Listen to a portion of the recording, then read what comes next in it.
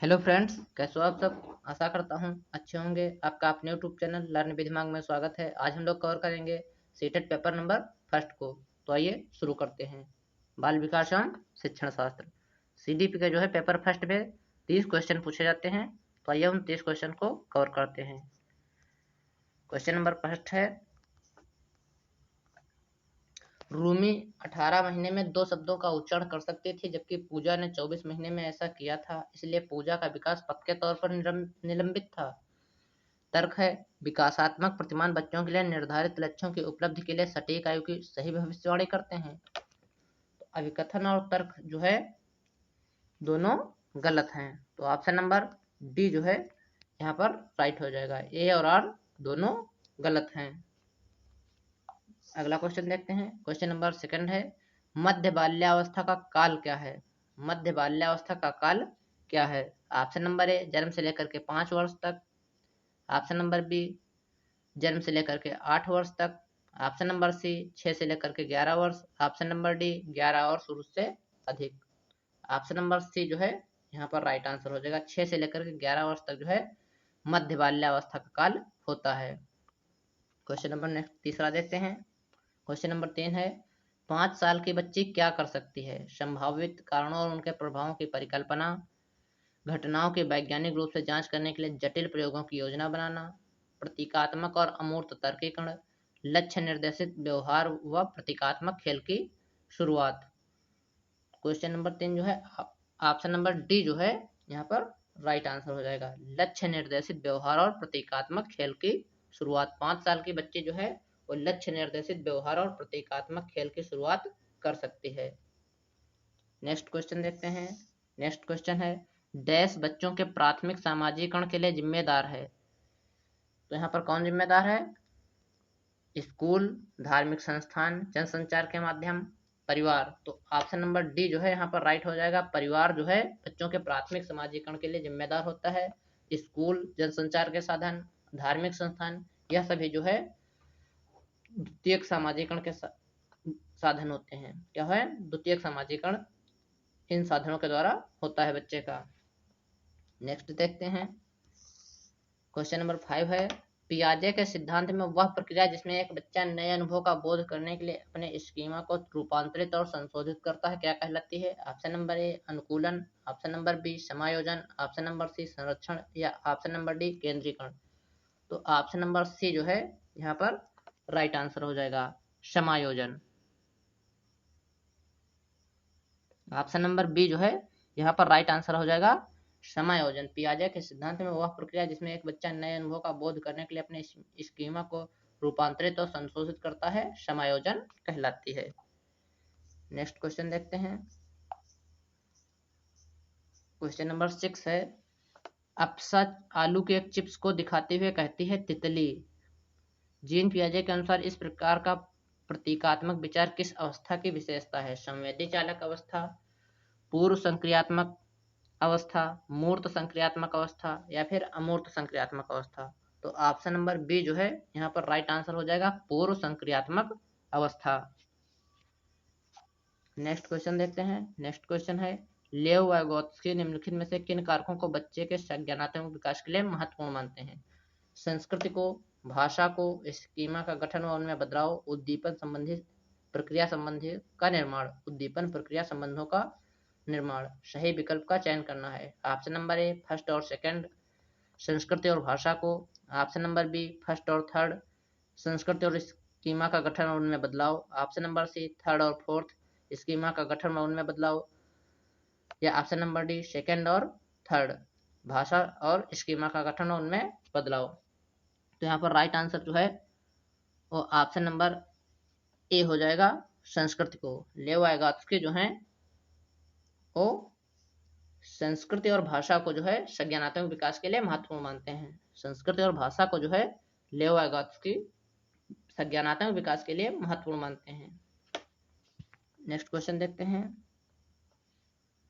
Next question है, लेव Vygotsky का समाजशास्त्रीय सिद्धांत शिक्षण अधिगम के लिए किस पर बल देता है। पुरस्कार और सजा पर, वेधन और प्रत्यास्मरण पर, सहकर्मी बातचीत और पाठ पर, समरूपकों तथा कलन विधि का प्रयोग। तो ऑप्शन नंबर सी जो है यहाँ पर राइट आंसर हो जाएगा सहकर्मी बातचीत और पाड़ पर, अर्थात समूह में बातचीत करना, साथियों के साथ बातचीत करने को लेव वाइगॉत्स्की जो है समाजशास्त्री सिद्धांत शिक्षण अधिगम के लिए सहकर्मी बातचीत और पाड़ पर बल देते हैं। क्वेश्चन नंबर 9 है, एक बाल केंद्रित कक्षा कक्ष में शिक्षक की कोई भूमिका नहीं होती है, एक निष्क्रिय भूमिका निभाता है। ऑप्शन नंबर सी है, अधिगम को बढ़ावा देने के लिए एक सहयोगात्मक कक्षा संस्कृति का निर्माण करता है। ऑप्शन नंबर डी, बच्चों को निर्देश देने के लिए एक तानाशाह की भूमिका है। तो यहाँ पर एक बाल केंद्रित कक्षा कक्ष में शिक्षक की भूमिका होती है अधिगम को बढ़ावा देने के लिए एक सहयोगात्मक कक्षा संस्कृति का निर्माण करना।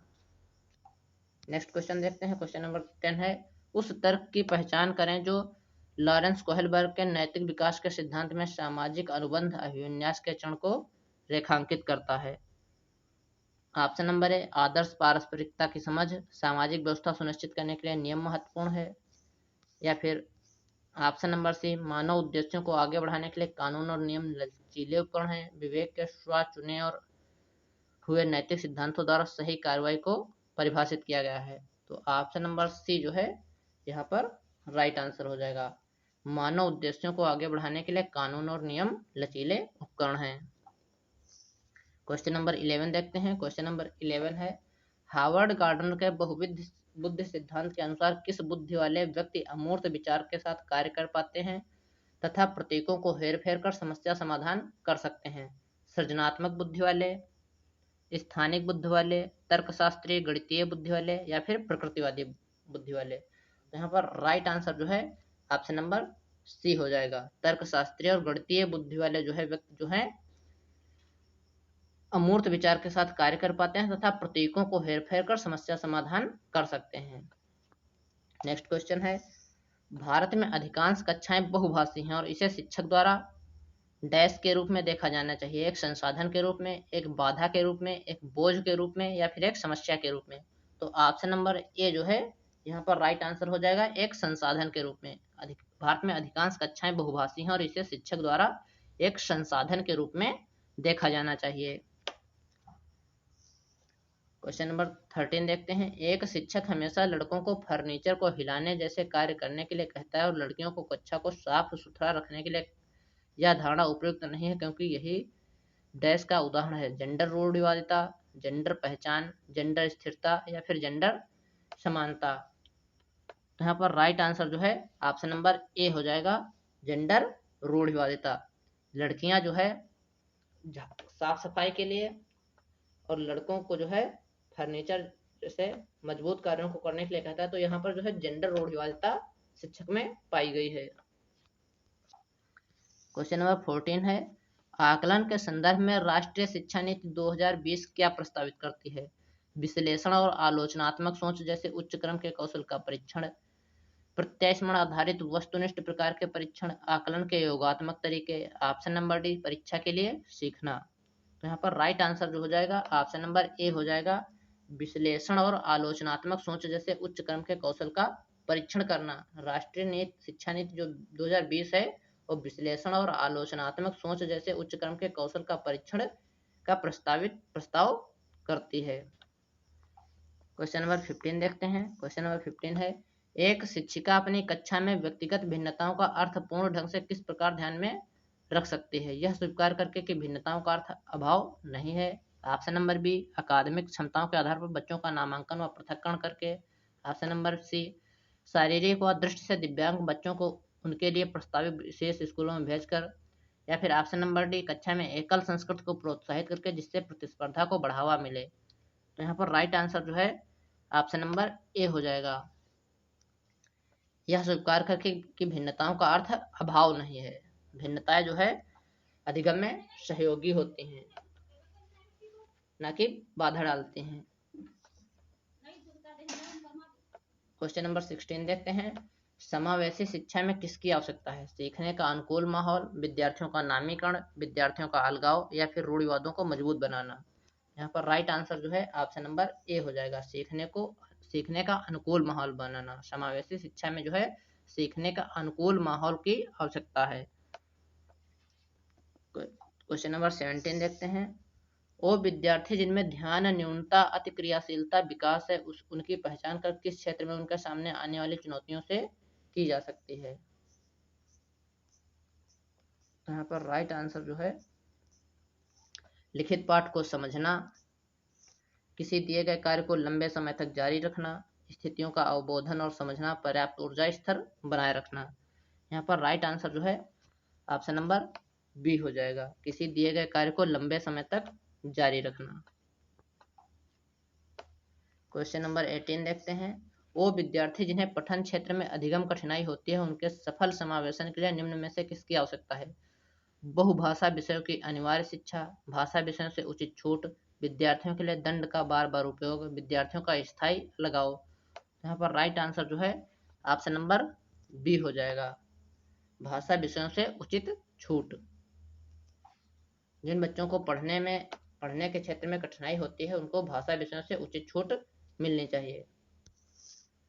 क्वेश्चन नंबर 19 है, उपकरण और सहायक तकनीकों की पहुंच को अनुकूलित करने से निम्नलिखित में से किसके समावेशन में मदद मिलेगी? वो विद्यार्थी जो दृष्टिबाधित हैं, वो विद्यार्थी जिन्हें ध्यान न्यूनता, अति क्रियाशीलता विकार है, वो विद्यार्थी जिन्हें प्रामस्तिष्कीय घात है, असाधारण प्रतिभा वाले छात्र। ऑप्शन नंबर ए केवल first, option number B second और third, option number C first, second और fourth, option number D first, second, third और फोर्थ। तो यहाँ पर राइट आंसर जो है ऑप्शन नंबर डी हो जाएगा, फर्स्ट, सेकेंड, थर्ड और फोर्थ। उपकरणों और सहायक तकनीकों की पहुंच से जो है, जो विद्यार्थी दृष्टिबाधित हैं, जो विद्यार्थी ध्यान न्यूनता वाले हैं, या फिर जिन्हें प्रामस्तिष्कीय घात है, या फिर जो असाधारण क्षमता वाले हैं, उन सभी को इसमें सहायता मिलेगी तकनीक, उपकरणों और तकनीकों के माध्यम से। क्वेश्चन नंबर 20 देखते हैं। निम्नलिखित में से कौन सा विकल्प दी गई दिव्यांगता और संबंधित विद्यार्थियों के समावेशन हेतु यथोचित संयोजन रणनीति का सही युग्म है? प्रतिभाशाली, आसान और बहुत ही सरल सामग्री देना, स्वालीनता, कक्षा की व्यवस्था को बार बार बदलते रहना, पठन वैकल्य, उत्तम चित्र के आधार पर दत्त कार्य देना, वाह कहानी, धैर्य दिखाना और प्रतिक्रिया देने के लिए पर्याप्त समय देना। तो यहाँ पर राइट आंसर जो है ऑप्शन नंबर डी हो जाएगा, वाह कहानी, धैर्य दिखाना और प्रतिक्रिया देने के लिए पर्याप्त समय देना। अधिगम तब प्रभावी होता है जब यह बाहरी प्रेरकों द्वारा निर्देशित देता है, यह प्रतिस्पर्धा को बढ़ावा देता है। विद्यार्थियों के लिए अधिगम लक्ष्य पूरी तरह से शिक्षक द्वारा तैयार किए जाते हैं। विद्यार्थियों को अपने अधिगम लक्ष्य स्वयं निर्धारित करने के लिए अवसर दिए जाते हैं। यहाँ पर राइट आंसर जो है ऑप्शन नंबर डी हो जाएगा, जब विद्यार्थी अपने अधिगम लक्ष्य स्वयं निर्धारित करने के अवसर जब उनको दिए जाते हैं, तब अधिगम अधिक प्रभावी होता है। क्वेश्चन नंबर 22 देखते हैं। शिक्षण अधिगम का रचनावादी दृष्टिकोण क्या है? सूचना की निष्क्रिय प्राप्ति पर जोर देना, बच्चों की बुद्धि लब्धि की गणना को प्रोत्साहित करना, अधिगम को अर्थ निर्माण प्रक्रिया के रूप में देखता है, क्रमादेशित निर्देश के उपयोग पर केंद्रित है। तो ऑप्शन नंबर सी जो है यहाँ पर राइट आंसर हो जाएगा, अधिगम को अर्थ निर्माण प्रक्रिया के रूप में देखता है। रचनावादी जो है अधिगम को अर्थ निर्माण प्रक्रिया के रूप में देखते हैं। क्वेश्चन नंबर 23 देखते हैं। राष्ट्रीय शिक्षा नीति 2020 किसकी ओर बदलाव का प्रस्ताव रखती है? यह सीखना कि कैसे सीखना है, रटकर सीखने की प्रक्रिया, या फिर पाठ्यक्रम सामग्री में वृद्धि, या फिर मानकीकरण। यहाँ पर राइट आंसर जो है ऑप्शन नंबर ए हो जाएगा, यह सीखना कि कैसे सीखना है। क्वेश्चन नंबर 24 देखते हैं। अनुप्रयोग, विश्लेषण और संश्लेषण किसके उदाहरण हैं? उच्च क्रम चिंतन कौशल के, निचले क्रम के कौशल के, घोषणात्मक ज्ञान के, या फिर प्रक्रियात्मक ज्ञान के। तो यहाँ पर राइट आंसर जो है ऑप्शन नंबर ए हो जाएगा, अनुप्रयोग, विश्लेषण और संश्लेषण जो है उच्च क्रम चिंतन कौशल के उदाहरण है। क्वेश्चन नंबर 25 देखते हैं। क्वेश्चन नंबर 25 है, विद्यार्थियों द्वारा ग्रहण की गई वैकल्पिक धारणाओं को संबोधित करने के लिए निम्न में से क्या महत्वपूर्ण है? ऐसी परिस्थितियां बनाना जहां विद्यार्थी अपने विचार व्यक्त करने के लिए प्रतिबंधित महसूस करें, विषय वस्तु को शिक्षक केंद्रित शिक्षा शास्त्र के माध्यम से पढ़ाना, ऐसी परिस्थितियां उत्पन्न करना जहां विद्यार्थी वैकल्पिक धारणाओं को व्यक्त कर सकें, अधिगम प्रक्रिया में विद्यार्थियों को सामाजिक सांस्कृतिक संदर्भ की भूमिका की उपेक्षा करना। तो यहाँ पर राइट आंसर जो है ऑप्शन नंबर सी हो जाएगा, ऐसी परिस्थितियां उत्पन्न करना जहां विद्यार्थी वैकल्पिक धारणाओं को व्यक्त कर सके। क्वेश्चन नंबर 26 देखते हैं। क्वेश्चन नंबर 26 है, निम्नलिखित में से किसे एक शिक्षिका द्वारा बढ़ावा दिया जाना चाहिए? महारत हासिल करने की दिशा में उन्मुख लक्ष्य, परिहार उन्मुख महारत लक्ष्य, प्रदर्शन की दिशा में उन्मुख लक्ष्य, या फिर परिहार उन्मुख प्रदर्शन लक्ष्य। तो यहाँ पर ऑप्शन नंबर ए जो है राइट आंसर हो जाएगा। महारत हासिल करने की दिशा में उन्मुख लक्ष्य, एक शिक्षिका जो है उसे महारत हासिल करने की दिशा में उन्मुख लक्ष्य के जो है बढ़ावा देना चाहिए। क्वेश्चन नंबर 27 देखते हैं, एक शिक्षिका को अपने शिक्षार्थियों में डैश की भावना पैदा करनी चाहिए? जुड़ाव की, बहिष्करण की, हीनता की, या फिर अलगाव की? तो ऑप्शन नंबर ए जो है यहाँ पर राइट आंसर हो जाएगा। एक शिक्षक को अपने शिक्षार्थियों में जो है जुड़ाव की भावना पैदा करनी चाहिए। क्वेश्चन नंबर 28 देखते हैं, अभिकथन और तर्क का क्वेश्चन है। शिक्षकों को ऐसे प्रश्न पूछने चाहिए जो विद्यार्थियों को उनसे जो अधिगम की अपेक्षा की जाती है और जो वे पहले से जानते हैं के बीच संबंध स्थापित करने को सुसाध्य करे। पूर्व ज्ञान नई अवधारणाओं के अधिगम में कोई भूमिका नहीं निभाता है। पूर्व ज्ञान जो है नई अवधारणाओं के अधिगम में कोई भूमिका नहीं निभाता है। तो यहाँ पर राइट आंसर जो है ऑप्शन नंबर सी हो जाएगा। ए सही है लेकिन आर गलत है। ए सही है लेकिन आर जो है गलत है। पूर्व ज्ञान जो है नई अवधारणाओं के अधिगम में भूमिका निभाता है। पूर्व ज्ञान का जो है नई अवधारणाओं को सीखने में बहुत ही महत्वपूर्ण रोल होता है। क्वेश्चन नंबर 29 देखते हैं, निम्नलिखित में से कौन सा प्रेरणा के स्रोत और प्रेरणा के प्रकार का सही मिलाप युग्म है? दंड से बचाव आंतरिक प्रेरणा, नगद पुरस्कार आंतरिक प्रेरणा, जिज्ञासा बाहरी प्रेरणा, रुचि आंतरिक प्रेरणा। तो यहाँ पर राइट आंसर जो है ऑप्शन नंबर डी हो जाएगा। रुचि जो है आंतरिक प्रेरणा है। क्वेश्चन नंबर 30 देखते हैं, आज का लास्ट क्वेश्चन है, प्रभावी अधिगम हेतु निर्देश के लिए प्रारंभिक बिंदु क्या होना चाहिए? असफलता का डर, बच्चों का सामाजिक सांस्कृतिक परिप्रेक्ष्य, सफलता के लिए इनाम, प्रतिस्पर्धा की भावना। यहाँ पर राइट आंसर हो जाएगा, प्रभावी अधिगम के लिए जो है बच्चों का सांस्कृतिक सामाजिक परिप्रेक्ष्य होना चाहिए। लक्ष्य जो होना चाहिए सीखने का वो बच्चों का सामाजिक और सांस्कृतिक परिप्रेक्ष्य के माध्यम से होना चाहिए। तो आज की वीडियो में दोस्तों इतना ही। यदि आप हमारे चैनल पहली बार हैं तो चैनल को सब्सक्राइब करें, वीडियो लाइक करें, शेयर करें। धन्यवाद।